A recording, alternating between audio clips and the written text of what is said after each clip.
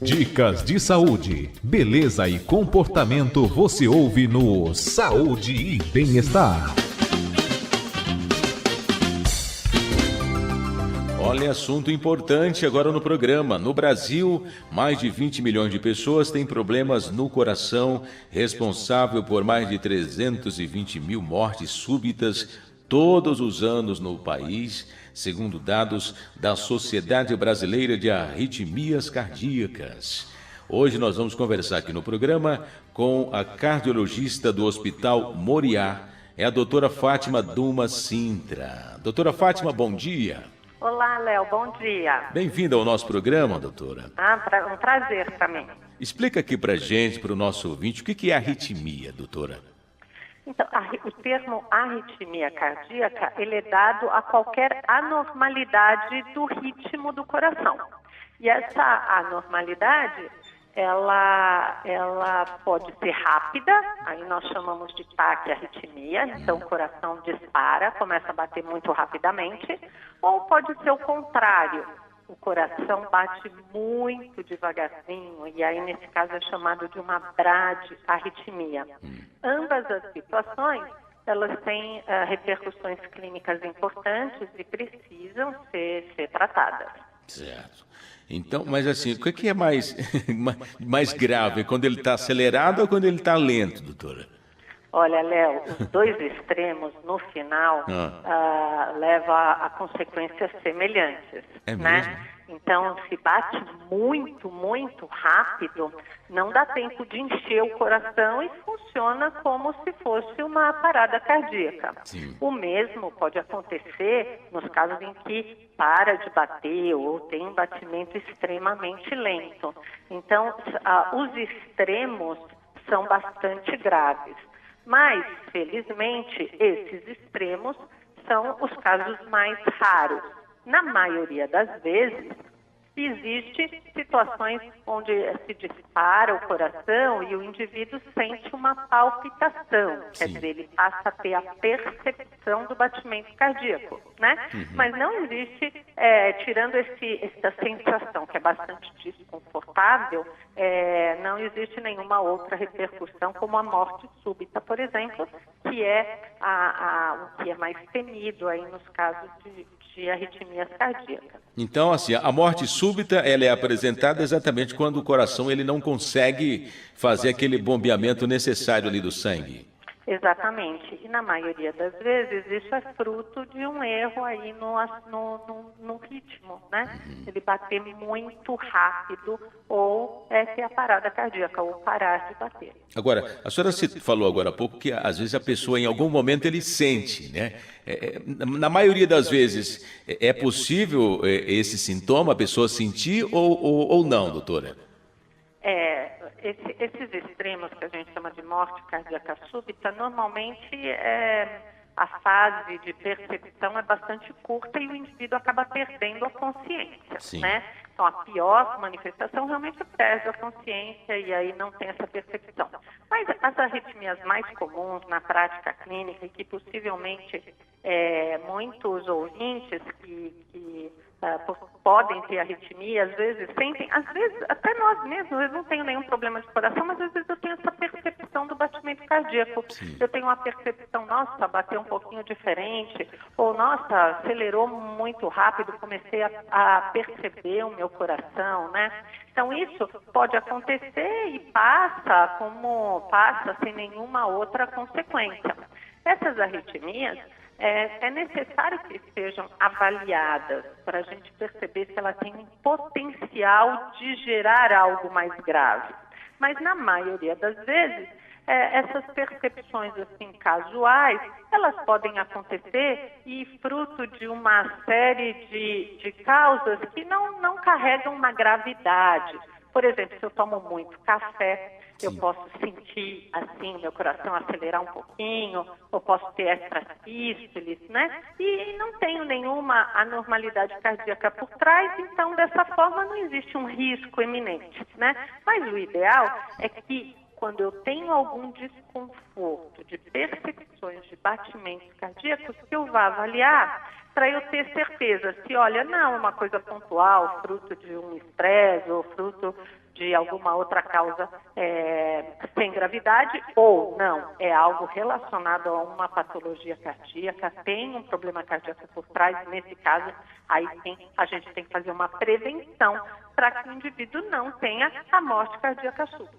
Agora, doutor, e a questão do diagnóstico? Para chegar a esse diagnóstico é feito o quê?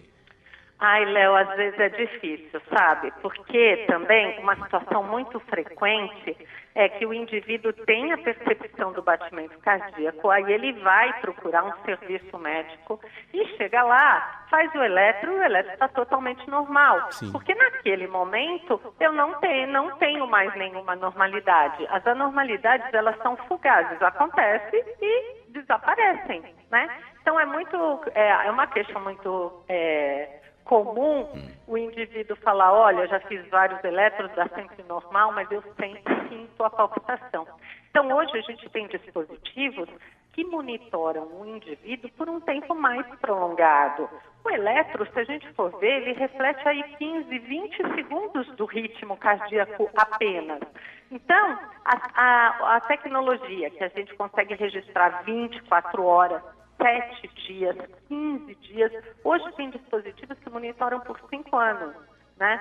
Fica uma caixa preta aí do coração, eu consigo gravar tudo o que acontece. Então, esses dispositivos de registro prolongado é a maneira mais eficiente de nós realizarmos o diagnóstico da arritmia. Doutora Fátima Duma Sintra, ela é cardiologista do Hospital Moriá e está conversando nesse momento com os nossos ouvintes. E tem um ouvinte, doutora, que mandou um recado aqui através do WhatsApp. Eu gostaria que a senhora ouvisse aí atentamente, porque ele tem inclusive uma pergunta que ela faz também. Tá. Oi, Léo, bom dia. É Creuza, eu estou falando de Campo Belo. Ô, Léo, eu gostaria de fazer uma pergunta para a doutora. É que eu sei que ela é cardiologista e o meu germo, no dia 11 de outubro, ele fez um canal de dente. E aí no dia 12 ele já começou a passar muito mal. E ele ninguém descobriu o que ele tinha. Ele tinha dor nas pernas dele não obedeciam o corpo, ele não conseguia andar, muita dor nas costas, ânsia de vômito. E os médicos ficaram um tempão enrolando sem saber o que era. Deram vários diagnósticos. Quando foi, já depois de uns 15 dias, ele foi para a UTI. E um médico pediu uma ressonância e descobriu que ele estava com endocardite. Isso que é uma vegetação, né, que cria na veia do coração. E ele ficou 8 dias na UTI e elas falaram, os médicos falaram que ele tinha pouca chance de sobrevivência, porque ele estava com infecção generalizada. Mas apesar de tudo isso, com muito antibiótico, ele ficou até agora, o começo de dezembro, até o dia 13 de dezembro, tomando esse antibiótico muito forte na veia. Ele recebeu alta, mas mesmo assim em casa ficou um mês tomando esse remédio. Ele já está bem, mas eu gostaria de saber, muitos dentistas falam que não tem nada a ver, mas o cardiologista dele falou que não era para ele fazer nunca mais, que é muito risco, é coroa e canal de dente, que tem que tomar antibiótico 10 dias antes. Procede essa informação? Eu gostaria muito de saber, fiquei muito preocupada, Léo. Obrigada, até um bom dia. Oi. Acompanhou direitinho, doutora? Acompanhei e entendi. Essa patologia endocardite, ela não se relaciona às arritmias cardíacas, mas é uma patologia bastante frequente na cardiologia e acontece exatamente isso. Eu vou fazer um procedimento, seja uma extração dentária, um tratamento dentário, ou mesmo outros procedimentos, por exemplo, uma colonoscopia, ou vou fazer algum procedimento ginecológico, tudo que for um pouco invasivo, ele acaba deixando cair na circulação algumas bactérias, né? A nossa boca, ela é cheia de bactérias. E na hora que eu estou fazendo o procedimento, essa bactéria pode cair na corrente sanguínea. No indivíduo que já tem uma anormalidade na válvula, essa bactéria pode fixar ali e ocasionar um processo infeccioso chamado endocardite. Então, a recomendação é que os indivíduos que são vulneráveis, que são mais suscetíveis a terem a endocardite, que são aqueles que são portadores de uma anormalidade na válvula cardíaca, que eles façam profilaxia, isso quer dizer, eles tomem um antibiótico antes, para mesmo que essa bactéria caia na corrente sanguínea, o indivíduo já está em uso do antibiótico e ela não evolua para endocardite. Então, respondendo à pergunta, procede sim, a gente deve tomar o antibiótico com a orientação médica antes de procedimentos dentários, né? Então, na dúvida, vale a pena checar se eu preciso tomar o antibiótico ou não. Tá certo. Agora, a questão do tratamento, eu gostaria que a senhora falasse também, uma vez que a pessoa foi detectada com problema, como que é feito esse tratamento, e aí depois é possível ter a cura, a pessoa ficar totalmente livre disso depois, ou tem que cuidar para o resto da vida do tratamento? Tá, então aí, relacionando as arritmias cardíacas, existem várias formas de tratamento. A primeira forma é com medicamentos. Hoje nós temos aí no mercado vários antiarrítmicos, que são medicamentos para prevenir essas anormalidades do ritmo. O sucesso do tratamento com o remédio, ele não é alto, Léo. Né? Muitas vezes existe a recorrência, eu volto a ter a normalidade do ritmo mesmo em uso do medicamento. Nesses casos, existem outras modalidades. Se for uma arritmia muito lenta, eu posso utilizar o marca-passo. O marca-passo, justamente, é a forma de tratamento mais efetiva para essas arritmias muito devagar, que eu tenho um sistema aí que ajuda o meu coração a ficar na velocidade correta. Por outro lado, as arritmias muito rápidas, eu posso fazer um procedimento chamado de ablação. Eu vou por catéteres, é o mesmo acesso do cateterismo, por exemplo. Então, via cateterismo, eu vou no coração, eu percebo onde existe a anormalidade e acabo queimando esse foco errado. Na verdade, o termo correto é ablacionando. Ablacionar, quer dizer, eu elimino aquele foco. Esse é um tratamento curativo. Eu tiro o foco, o indivíduo deixa de ter arritmia, né? Então, tem alguns casos que, respondendo a sua pergunta, que existe cura, sim, por exemplo, com ablação. Tá e, por fim, aqueles casos que não tem cura, quer dizer, eu percebo e não vou conseguir fazer ablação, aí a gente tem o desfibrilador, aquele aparelhinho que fica olhando e se entrar numa arritmia, ele dá um choque no indivíduo para que aquela arritmia seja cessada. Muito bem. Temos mais perguntas. Tem tempo aí, doutora? Ah, eu tenho.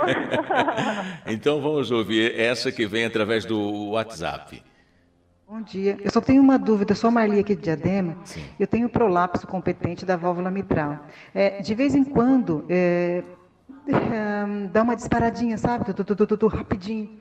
Depois volta ao normal. Eu sinto, sabe? Eu sinto eu sinto que está disparado. Eu queria saber se isso é normal. Parei já de me tratar, porque o Hospital Dante Pazanese me deu alta. E eu queria saber se isso é perigoso. Eu tenho 52 anos praticamente. Beijo, obrigada. Valeu, Marli, obrigado. Ouviu, doutora? Eu ouvi, esse relato é muito frequente, né? A pessoa sente assim disparadinho, é uma coisa rápida, mas isso gera uma preocupação, né? A percepção do batimento cardíaco anormal gera uma insegurança, né? Se perde um pouco aí o controle. Para avaliar, responder a pergunta se tem risco ou não, vale a pena a gente registrar a normalidade do ritmo. Então, tem o Holter de 24 horas, ou tem aquelas outras tecnologias que eu havia mencionado, que tem uma duração um pouquinho mais prolongada, para a gente saber exatamente qual tipo de arritmia. E, com isso, responder com segurança se existe risco ou não. Né? Na maioria das vezes, na faixa etária de 50 anos, se o paciente não tem nenhuma outra anormalidade no coração, na maioria das vezes é uma arritmia desprovida de risco. Mas eu preciso fazer o ecocardiograma, ver como está a função cardíaca, eu preciso documentar a arritmia para eu ter certeza. Então, eu te sugiro procurar novamente o serviço que você faz acompanhamento, referindo que você está sentindo uma arritmia, para que se faça todo o procedimento de avaliação de risco, a gente chama de estratificação de risco. Muito bem. Temos mais uma. Vamos ouvir. Oi, Léo. Bom dia. Aqui é Dolores. Eu estou ouvindo seu programa, ouvindo a cardiologista falar. E aproveitando a oportunidade, eu queria que ela me tirasse uma dúvida. O meu marido, Ângelo, ele sofreu infarto faz 3 anos, agora dia 10 de fevereiro. E aí passaram o exame de cintilografia para ele, mas você sabe, a gente é aposentado, a condição é meio complicado para fazer essa cintilografia. Esperando pelo SUS até hoje eu não consegui, faz 3 anos já. E ele tem 50% do coração comprometido. E aí, uma médica passou para ele fazer a bioscopia. E não a bioscopia, oh meu Deus do céu. Aquele digestivo, o exame de estômago. Sei, né? sim. E é bioscopia mesmo. E aí eu estou na dúvida se ele pode fazer, se ele corre risco de fazer esse exame ou não. A minha filha não quer que ele faça. Ela fala, mãe, é perigoso para fazer. Então, eu queria tirar uma dúvida com ela. Será que ele poderia estar fazendo esse exame, que não teria problema? E aí, doutora? Eu entendi. Na maioria das vezes, a endoscopia é um procedimento que tem uma taxa de complicações bastante baixa, mas na vigência de uma normalidade cardíaca, com infarto prévio e com comprometimento da função do coração, eu acho que o prudente seria fazer primeiro a cintilografia para realmente assegurar que não está existindo nenhum processo em atividade do coração, quer dizer que o fluxo sanguíneo está íntegro, para se fazer a endoscopia com segurança. Então, sempre quando a gente vai fazer um procedimento cirúrgico ou algum procedimento invasivo, a gente acaba fazendo uma avaliação prévia e o cardiologista é acionado muito frequentemente para isso, para a gente ter certeza que o coraçãozinho está bem e que suportará qualquer intervenção. Então, a minha sugestão é que se faça primeiro a cintilografia e depois se faça a endoscopia. Tá certo. Duas questões rápidas para a gente finalizar aqui o nosso bate-papo, doutora. Primeiro, quem tem problema relacionado à pressão alta, pode sofrer, ele tem uma tendência a ter arritmia, e quem tem arritmia cardíaca se pode praticar atividade física. Sim, a hipertensão é um dos fatores que podem desencadear alguma normalidade do ritmo, né? Então, os pacientes hipertensos acabam cursando com uma maior frequência de algumas anormalidades do ritmo. A atividade física, Léo, ela é excelente para o sistema cardiovascular, ela só é benéfica a todos nós, e assim, a mensagem é que realmente a atividade física, pelo contrário, ela pode até melhorar o curso da doença, das doenças cardíacas de um modo geral. Então, a resposta é: o indivíduo com arritmia pode sim fazer atividade física após avaliação cardiológica. Tem aquele exame que corre na esteira, que a gente faz para saber até que nível o indivíduo pode se exercitar. Então, a gente tem toda uma avaliação a ser feita para orientar a atividade física de uma forma correta. Porque o que acontece é a pessoa falar, não, agora eu vou mudar de vida, vou fazer atividade física, e sai correndo aí 5 quilômetros sem checar antes, e aí pode acontecer algum evento. Então, todos nós devemos fazer atividade física. Quem tem acima de 40 anos e tem ou hipertensão, alguma sensação de desconforto ou de arritmia, essa população deve passar por uma avaliação pré-participação esportiva, né? É assim que é chamada, para a gente fazer com segurança. Ok. Agradeço muito a sua participação no programa. Um abraço, doutora Fátima. Eu que agradeço, Léo. Muito obrigada. Até mais. Até mais. Conversamos com a doutora Fátima Dumas Sintra. Ela é cardiologista do Hospital Moriá. E aqui hoje nós falamos sobre a arritmia cardíaca. 10h57. Saúde e bem-estar no Manhã Record.